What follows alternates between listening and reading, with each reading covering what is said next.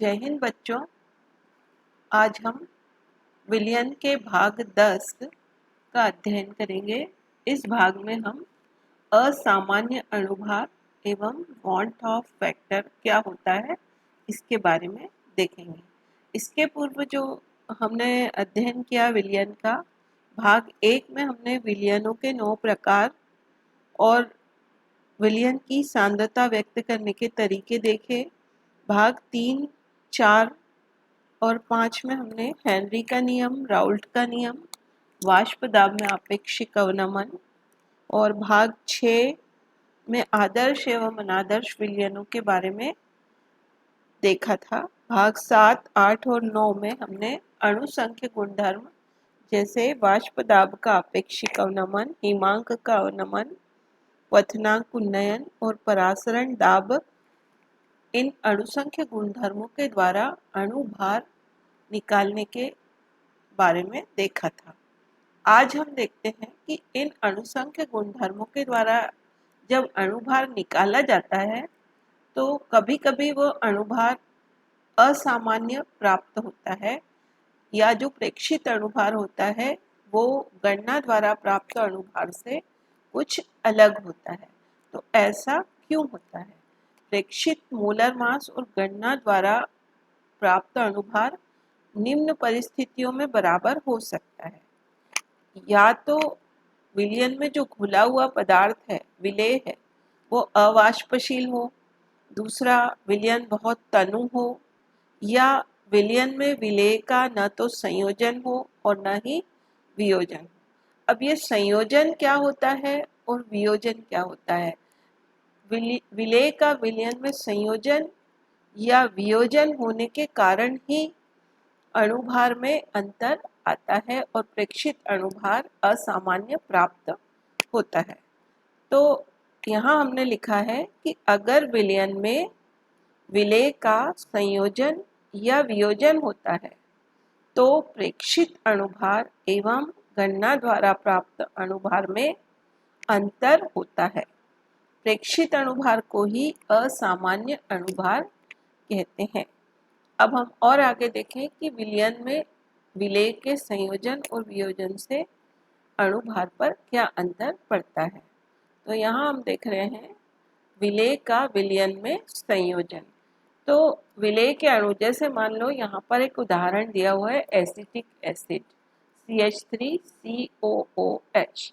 जब ये जल में विलेय होता है तो इसके दो अणु, यहाँ पर ये CH3COOH के दो अणु आपस में जुड़कर एक डाइमर बना लेते हैं। ये इस तरह से आपस में जुड़ जाते हैं। ये देखिए, ये एक अणु है CH3C डबल बॉन्ड OH और ये नीचे दूसरा CH3C डबल बॉन्ड OH। अब यहाँ इसका OH इसके O से हाइड्रोजन बॉन्डिंग द्वारा और इसका OH इसके O से हाइड्रोजन बॉन्डिंग द्वारा जुड़ गया है। तो इस तरह से एसिटिक एसिड के दो अणुओं ने आपस में संयोजन करके एक बड़ा अणु डाइमर बना लिया है। तो इसका जब एसिटिक एसिड का सिंगल अणु का अणुभार क्या होता था? 60। लेकिन प्रेक्षित अणुभार जो होगा वो दोनों अणुओं के जुड़ने के कारण 120 यूनिट प्राप्त होगा। यानी अणुभार क्या हुआ कि सामान्यतः अध्रुवीय अणु, जो इस तरह के कार्बनिक अणु होते हैं, अध्रुवीय अणु विलयन में दो या दो से अधिक जुड़कर एक बड़ा अणु बना लेते हैं, जिससे अणुओं की संख्या कम हो गई। यहाँ पे दो से अणु बच गया, दोनों जुड़ गए तो एक ही बच गया। अणुओं की संख्या कम हो जाती है और अणुभार बढ़ जाता है और अणु संख्या गुणधर्म का मान घट जाता है। तो ये चीज़ें जो हैं ऑब्जेक्टिव्स में कई बार पूछी जाती हैं कि संयोजन होता है तो अणुभार पर क्या फर्क पड़ेगा, अणु संख्या गुणधर्म का मान क्या होगा। 4 उत्तर देंगे, बढ़ेगा घटेगा, कोई अंतर नहीं आएगा, पहले बढ़ेगा फिर घटेगा। इस तरह के कई प्रकार के कंफ्यूजिंग आंसर होते हैं। इसलिए हमें अपनी बात पर स्पष्ट होना चाहिए कि जब संयोजन होता है तो अणुभार दोनों के जुड़ने के कारण बढ़ जाता है और अणु संख्या गुणधर्म का मान घटेगा। और केवल दो ही अणु नहीं आपस में जुड़ते हैं, दो या दो से अधिक भी हो सकते हैं, पदार्थ के ऊपर डिपेंड करता है। जैसे यहाँ पे एक उदाहरण और दिया हुआ है, ये बेंजोइक एसिड का उदाहरण दिया, C6H5COOH। इसमें भी डाइमर बना बेंजोइक एसिड का। तो इस तरह से यदि पूरे अणु संयोजित नहीं होते, कभी जैसे 100 में से 40% अणुओं का संयोजन हुआ, या 1 ले लें और माने कि अल्फा अणुओं का संयोजन हुआ, तो 1 में से, जैसे मान लो यहाँ पे अणु की संख्या 1 थी और संयोजन करने वाले अणुओं की संख्या अल्फा है, तो 1 में से अल्फा अणु आपस में संयोजित हो गए तो शेष बचे अणु कितने हो जाएंगे? 1 माइनस अल्फा प्लस जो संयोजित हुए अल्फा, वो ये n ये संख्या होती है, जैसे दो एक साथ हुए, 3 एक साथ हुए, तो ये n। तो इस तरह से संयोजन के पश्चात जो अणुओं की संख्या होगी वो कितनी बच जाएगी? 1 minus alpha plus alpha upon n। तो ये संयोजन के बाद अणुओं की संख्या होगी। इस चीज का उपयोग हम अभी वॉन हाफ फैक्टर में करेंगे। थोड़ा सा और आगे देखें कि यदि विलयन में विलेय का वियोजन हो जाता है तो क्या होगा? स्पष्ट दिख रहा है कि वियोजन माने टूटना, डिसोसिएशन ऑफ सॉल्यूट पार्टिकल्स। जब टूटेंगे तो अणुओं की संख्या स्वाभाविक है कि बढ़ जाएगी।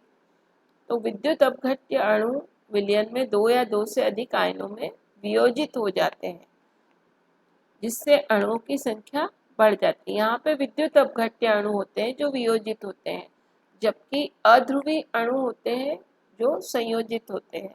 तो इस तरह से जब विद्युत अपघट्य अणु आयनों में वियोजित हो जाते हैं, जिससे अणुओं की संख्या बढ़ती है और इसका वाइस वर्सा अणु भार घट जाता है, तो अणु संख्या गुणधर्म का मान बढ़ेगा, अणु भार घटेगा, अणु संख्या गुणधर्म का मान बढ़ेगा। तो ये जो विद्युत अपघट्य जैसे NaCl, KCl वगैरह ये जो भी हैं, ये विलयन में आयनों में विभक्त हो जाते हैं। जैसे NaCl 2 आयंस में टूटा, BaCl2 Ba और 2 क्लोराइड, एक Ba बेरियम और 2 क्लोराइड आयंस में डिवाइड हो जाता है। इस तरह से ये 3 आयनों में विभक्त हो जाता है। तो इस तरह से जो प्रबल विद्युत अपघट्य होते हैं उनका तो 100% वियोजन हो जाता है, लेकिन जो दुर्बल विद्युत अपघट्य होते हैं उनके वियोजन की मात्रा फिर पूरी नहीं होती है। मान लो अल्फा हो, तो फिर वियोजन के पश्चात बचे हुए अणुओं की संख्या 1 minus alpha plus n alpha. ये दोनों फॉर्मूले देखिए आप, यदि संयोजन होता है तो 1 माइनस अल्फा तो कॉमन है प्लस अल्फा अपॉन एन,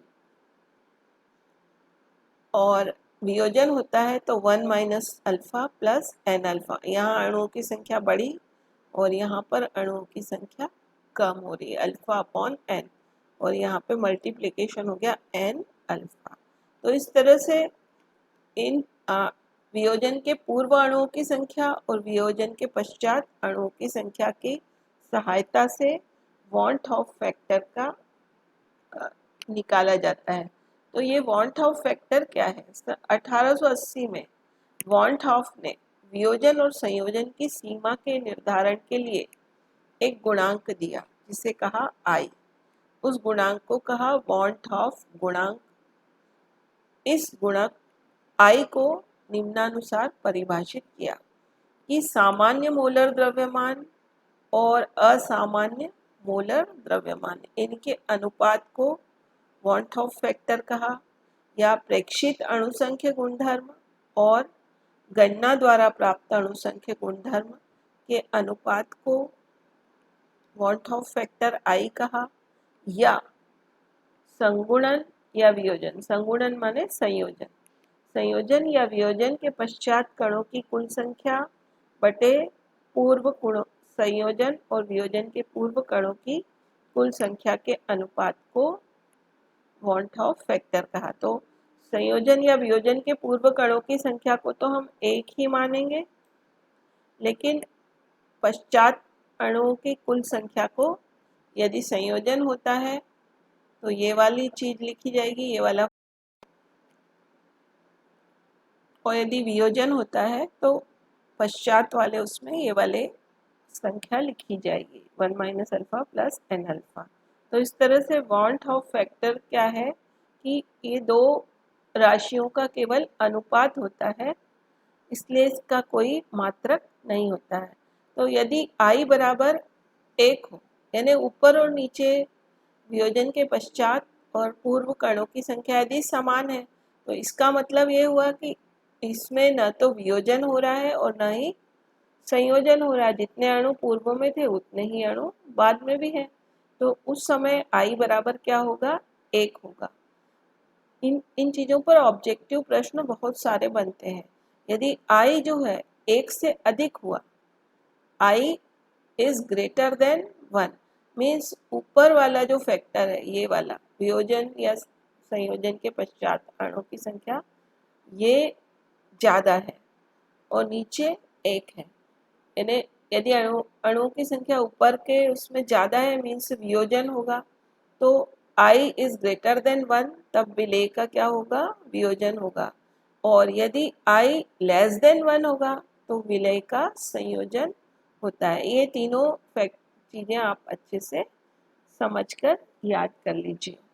अगला है वांट ऑफ गुणक को शामिल करने के बाद जो अणु संख्या गुणधर्म के समीकरण जो हमने पूर्व में देखे थे, उनमें सब में i मल्टीप्लाई हो जाएगा। पूर्व में हमने देखा था वाष्प दाब में आपेक्षिक अवनमन P0 P01 minus P1 upon P01 equal to N2 upon N1। इसमें i मल्टीप्लाई हो गया, i means van't Hoff factor.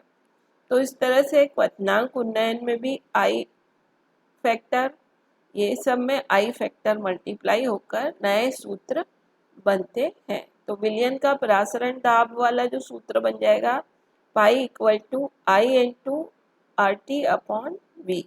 हिमांक अवनमन delta T F equal to I K F, ये मोललता है m।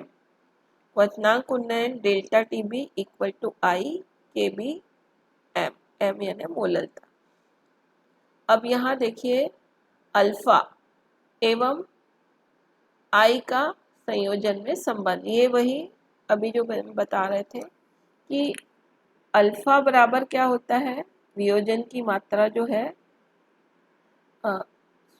i जो है वांट ऑफ फैक्टर, इसको हम कैसे लिखेंगे। मान लो यहाँ पर संयोजन हुआ तो ये 1 माइनस अल्फा,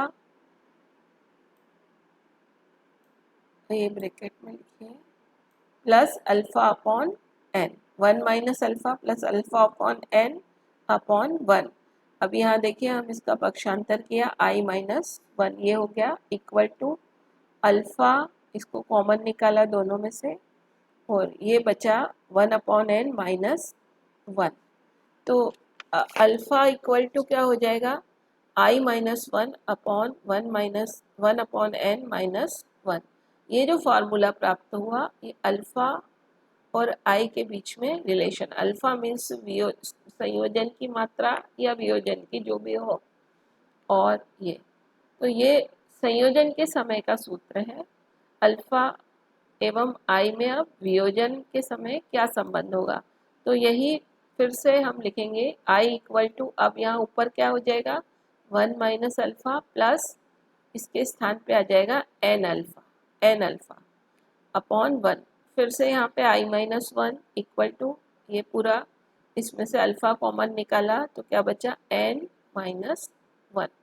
तो इस तरह से i minus 1 equal to alpha n minus 1।